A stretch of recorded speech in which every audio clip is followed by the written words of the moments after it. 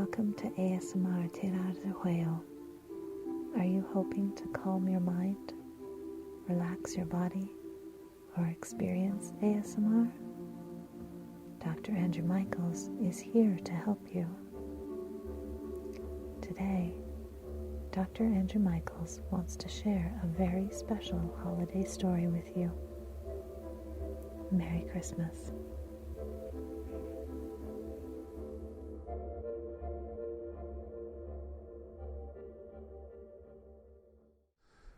Good morning. How are you?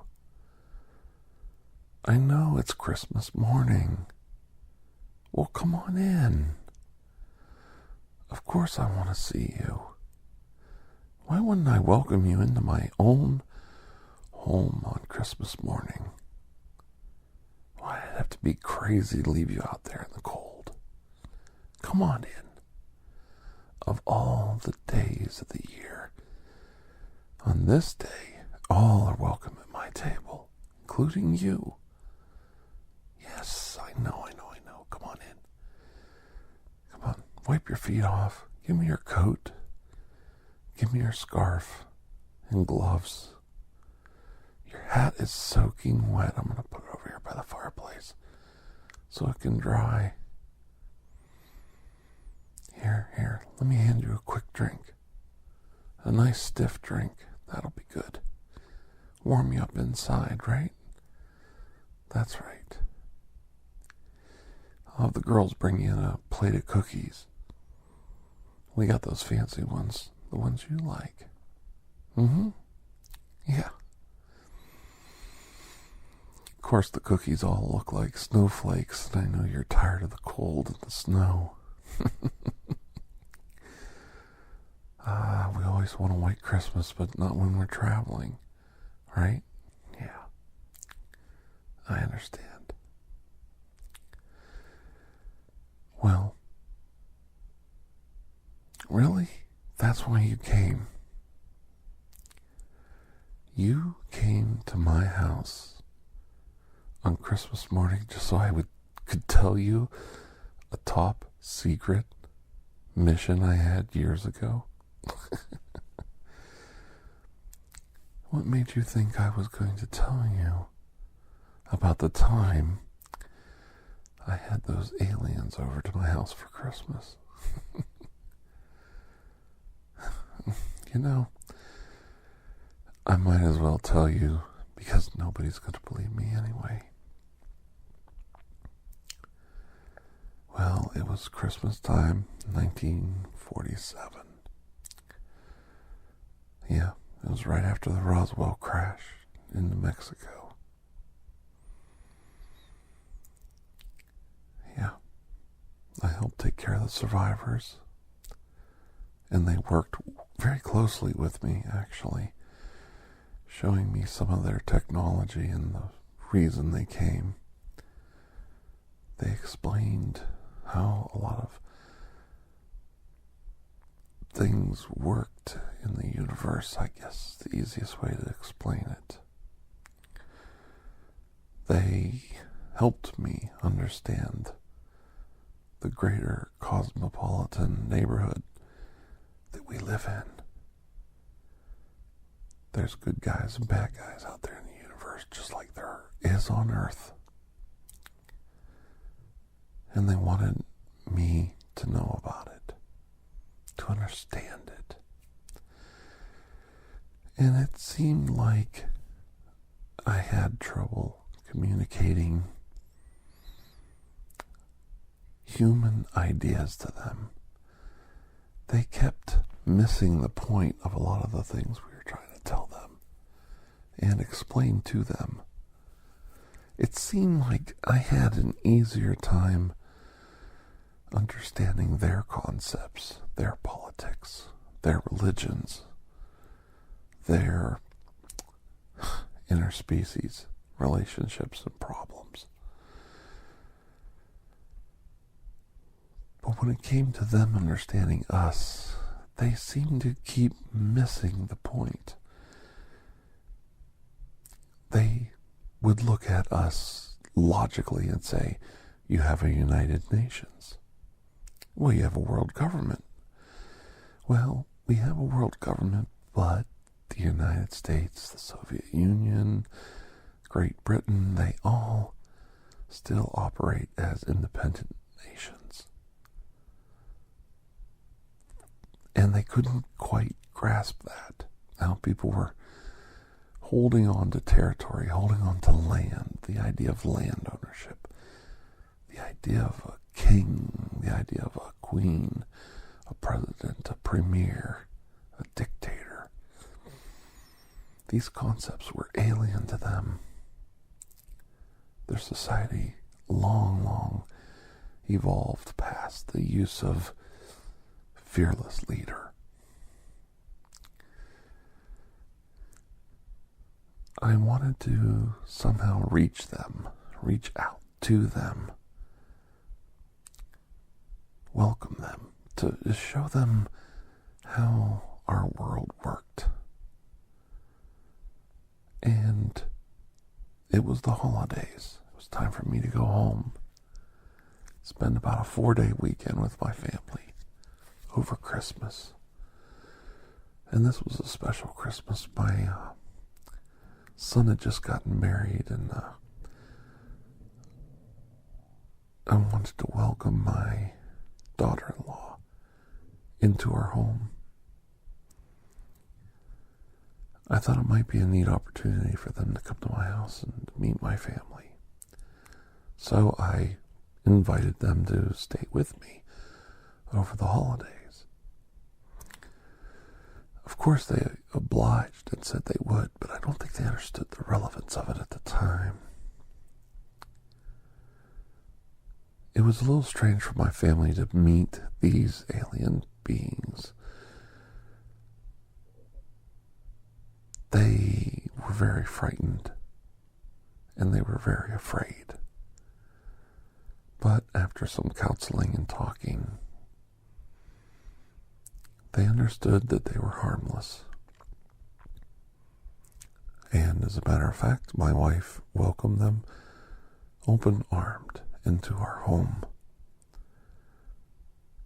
Seeing is believing, and seeing these aliens opened her eyes to a greater universe, to actually know that we're not alone. And of course there was questions. Are they men? Are they women? Are they one of each?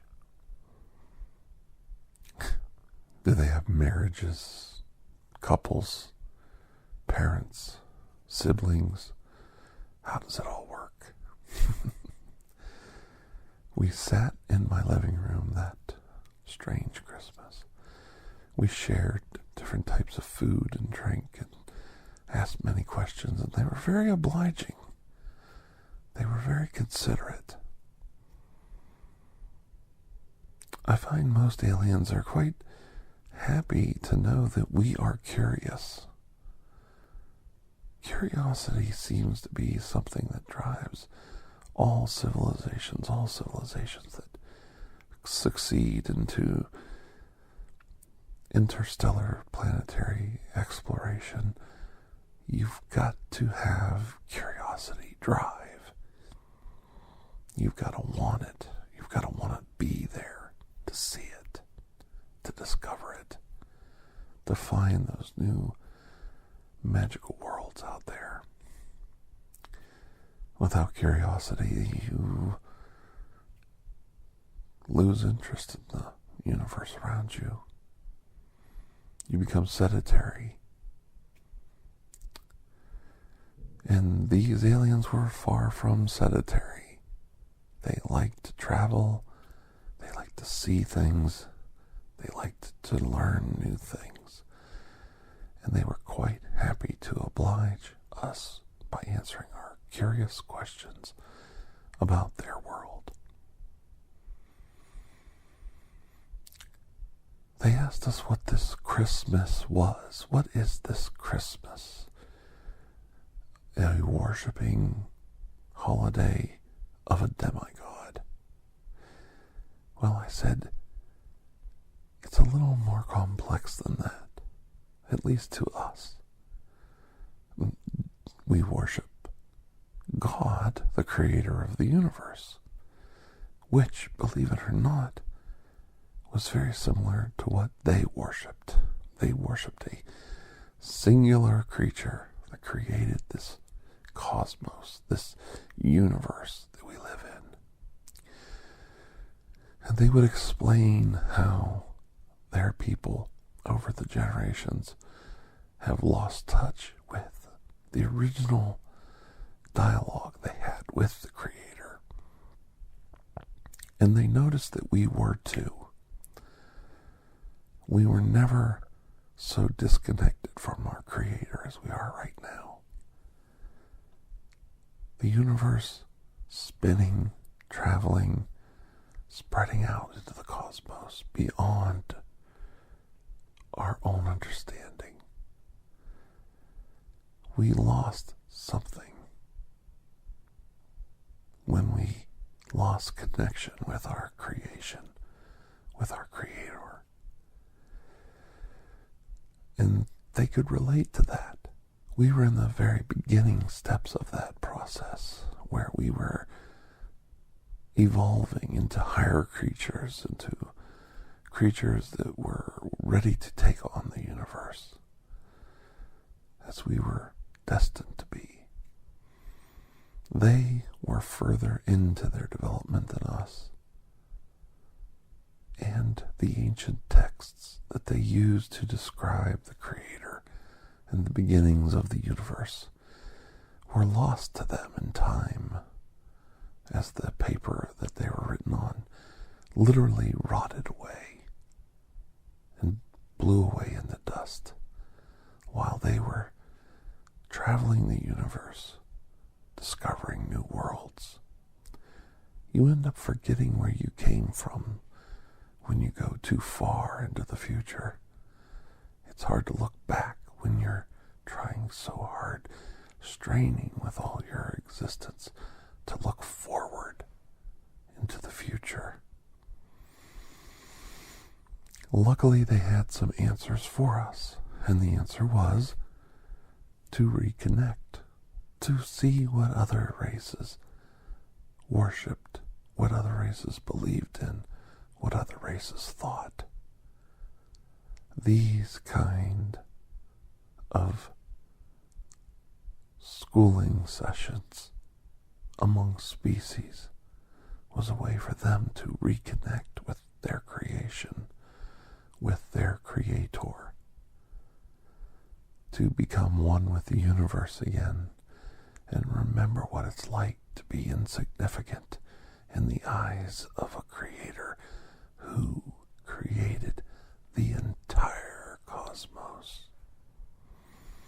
I know it's strange talking about religion and aliens, but everybody comes from somewhere, from something, and you feel like you owe a tribute to these things. Your parents, your grandparents, your ancestors. It's not much more different than saying I honor Adam and Eve, the first people we came from, just the same as Adam and Eve gave the same veneration to the Creator who brought them up out of dust.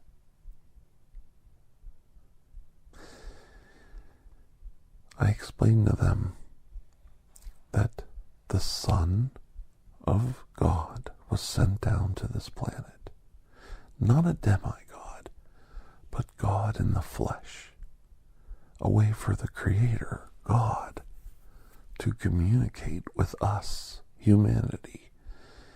He himself had become distant from us. The Creator had actually forgotten how to talk to us, to communicate, to relate to humanity. He had lost touch much in the same way that we now are losing touch with him, forgetting how to pray and connect and meditate find connection with him. I told them that when the baby Jesus was born, he was a helpless child, born of his mother and father, just the same as all of us, lying in a manger, helpless, surrounded by 3 kings and some shepherds and farmers that had come in from the fields to witness his birth.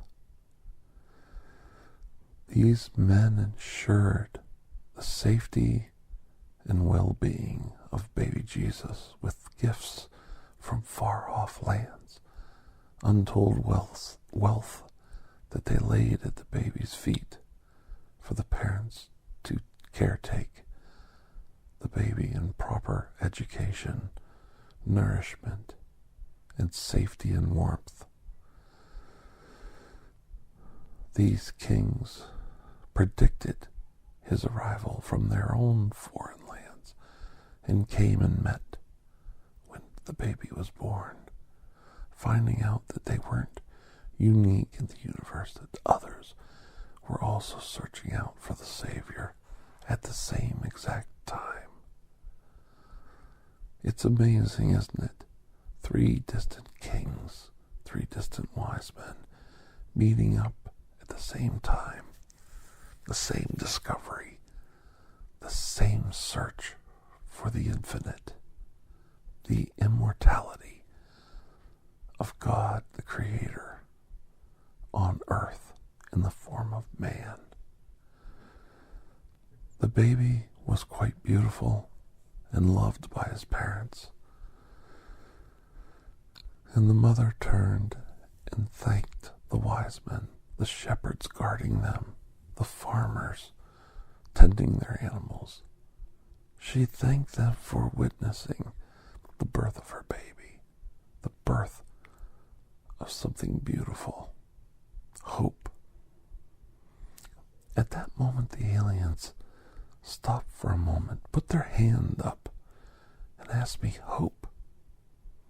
I had to explain hope. Hope is when you got in your spaceship and you traveled here against the will of some of your people, against the will of your enemies, against the easier path of ignoring the situation. You traveled here, risked life and limb and death, and crash landed on our planet to bring us hope. Hope is the chance to make things better, to bring back life and love and freedom to others. Hope is that the sun will rise every day as it always has been, always shall be, and always will.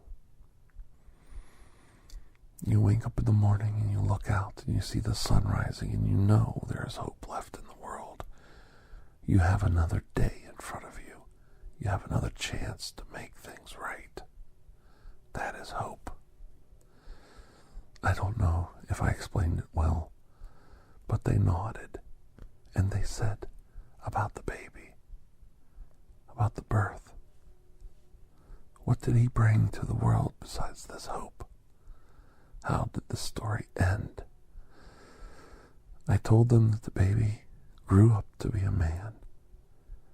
He challenged humanity with his teachings, openly explaining to them that he was a prophet of God, a child of God, God in the form of man, hoping to bring peace to the world, hoping to reach out and give knowledge to others, to tell them the stories, to help them in their daily travels, their daily life, to live a good life and a full life, and to get them to understand that the meek shall always inherit the earth.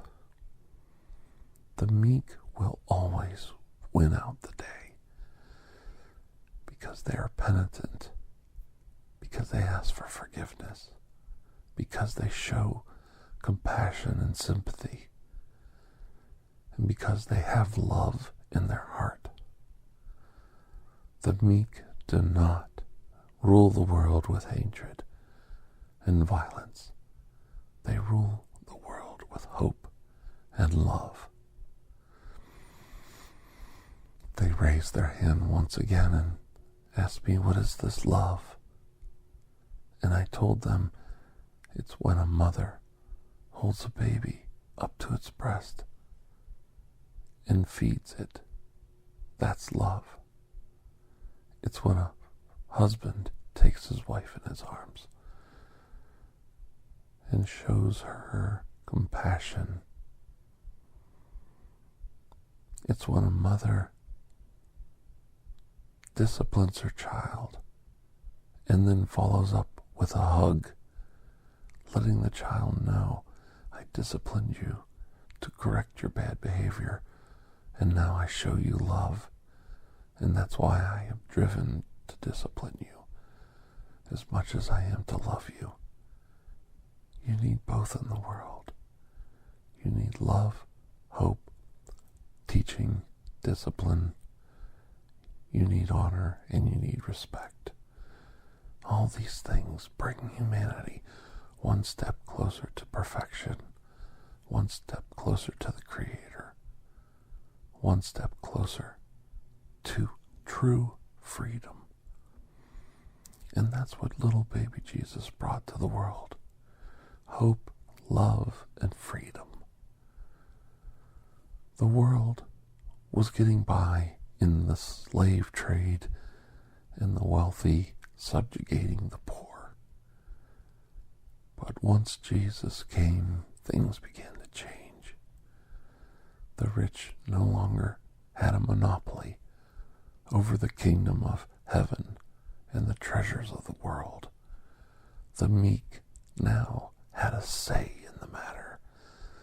The meek could now break the bonds of slavery, break the bonds of the rich versus the poor, and excel and gain freedom, power, and respect.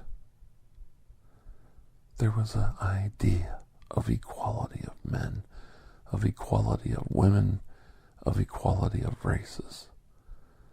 It took thousands of years for these things to come to fruition, but soon men looked upon each other as equals, no matter who or where they came from, and they accepted women as their equal and didn't subjugate them anymore, didn't blame them for every single mistake made in time in history. Equality, freedom, love, respect, these are the things that you must remember. Late on the evening, when Jesus was born, the shepherds sang their songs, the songs they would recite in the evening to calm their herds, to calm their hearts, to bring peace into their lives as the sun set and the night time came and everything was peaceful, quiet, and calm. In our age, today we sing Silent Night to remind us of that baby being born that time, far, far away in a cold manger in a far-off land. Of course, our silent night is not the same as theirs, but the words and the meaning are the same. Peace on earth, goodwill towards men. In the silence of hope, freedom, love, and respect. In the silence, you can hear volumes volumes, volumes of sounds, the sounds of the Creator putting his finger down onto a singularity and saying, let there be light, let there be hope, let there be love, let there be respect. I know it's crazy, but these are the things I think about. These are the things that I wish on the world. The aliens nodded.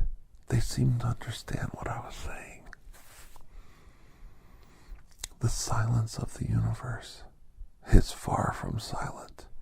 The chaos, the disruption, and the explosion of time is far from silent.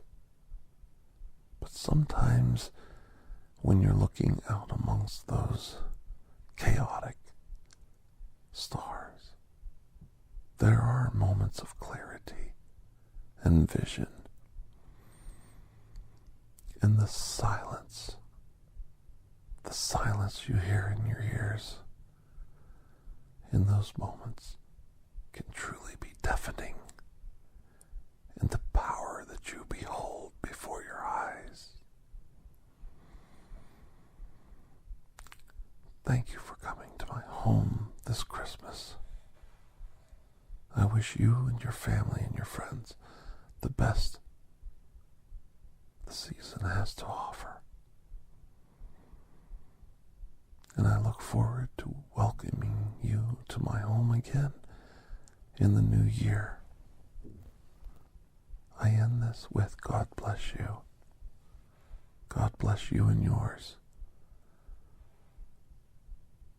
And I hope sometime as you sit and ponder on a silent night, you too will have peace, love, respect, and hope in your heart. Hope enough for all of us. And share it with the world.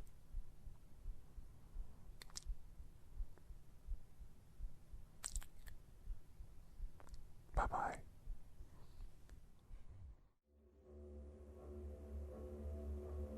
Thank you for joining us for ASMR TirarADeguello.